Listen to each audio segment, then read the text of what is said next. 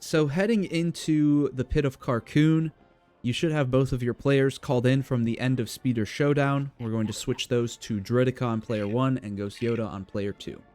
At the very start of the level, as we start moving with Druidica, we're just going to drop out our player 2, and then just some simple movement to do a triple jump over to this next platform. And then for this section here, we're going to be doing a very interesting skip because of some collision that exists out in the middle of the void here.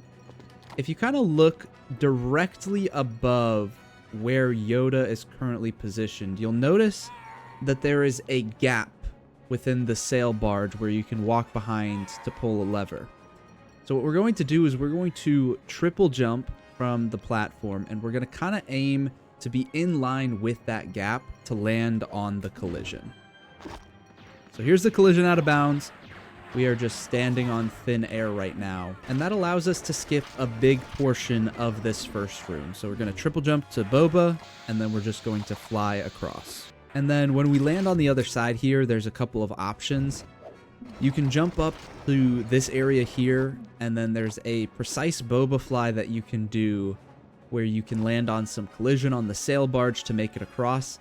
If you end up dying at all, then you're already losing time with the strategy, so it's a lot riskier to go for that, but I'll throw up a video of what that looks like. Otherwise, your safer option when you land is just to do a lever pull animation cancel. So that just looks like being up at the lever with anybody who can pull it, pressing your special, and then swapping to another character to cancel it right away. And that will allow us to do a Boba fly that you really won't miss at any point. And then rolling into this section, this is where one of the fundamentals of this game changes how we play it. Because we don't have the ability to have two players here, we can't call in both players in order to force both sides here. We just have to do it with one player. So we're just going to force the objects and then push this turnstile all the way in order to open the door. And then we can do some jump slashes as we enter this door. And here we're just going to swap to Wicket to blast open this barrier to enter this room. Another interesting property about this game is that this transition that is directly above this platform is not activated until you build the objects and use the C-3PO panel, which raises the elevator to enter the transition. Luckily, there is another way that we can get around this. Unluckily, it is one of the harder tricks in the run. So this will definitely take some getting used to.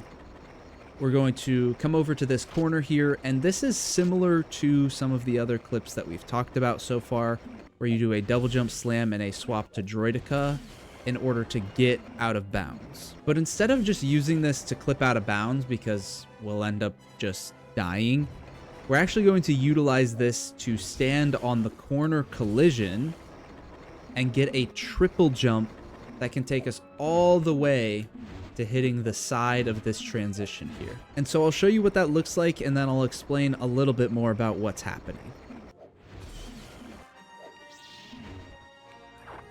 So the hardest part about this is the timing of the swaps in order to get a jump off.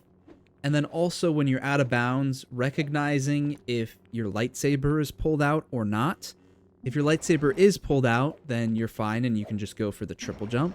If it's not pulled out, then you'll need to make sure to pull it out at some point mid-air. And sometimes if it is, you might not be able to visually see it. And then if you go for a triple jump, or excuse me, if you go to pull out your lightsaber because you think it's not, then you'll end up doing a slam out of bounds. So you kind of need to be paying very close attention to the state of everything as you're doing this clip. And then the triple jump itself, in order to hit this transition, is very, very delayed, but it can't be delayed to the point where you end up flipping back into the ceiling here. A piece of advice I would give for this is that when you're messing around with it, if you ever go too far, don't try and commit to the clip. Kind of just come back in bounds, reset yourself, get a feel for what it looks like just to do the jump slam and rolling out as Droidica. And then bring in timing the swap to changing to Yoda. And then bring in noticing if your lightsaber is out, and adding that element to it. Kind of just build it piece by piece until you can get a really good feel for what is happening out of bounds. That's the hardest part about this skip, is that everything you're doing is happening where there's not a lot of visibility other than through these little grates. But with enough practice, you'll be able to hit the transition. We then head into Disco Room, where things are pretty simple. We're going to do a triple jump up top here, and then a double jump slam clip into this ceiling.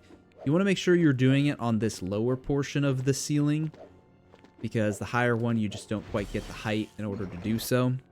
And if you do it here, you also want to make sure that you do it on the left side. There is some weird wall collision that happens if you do it closer to the corner.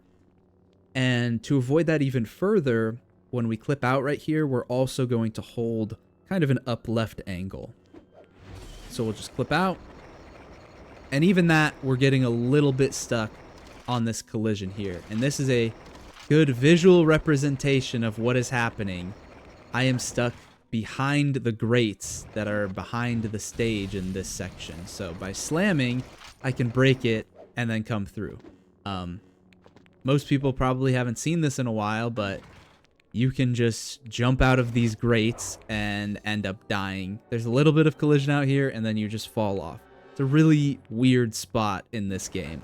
The most important thing to note is adjust how far left you're holding when you do that clip as you're practicing it.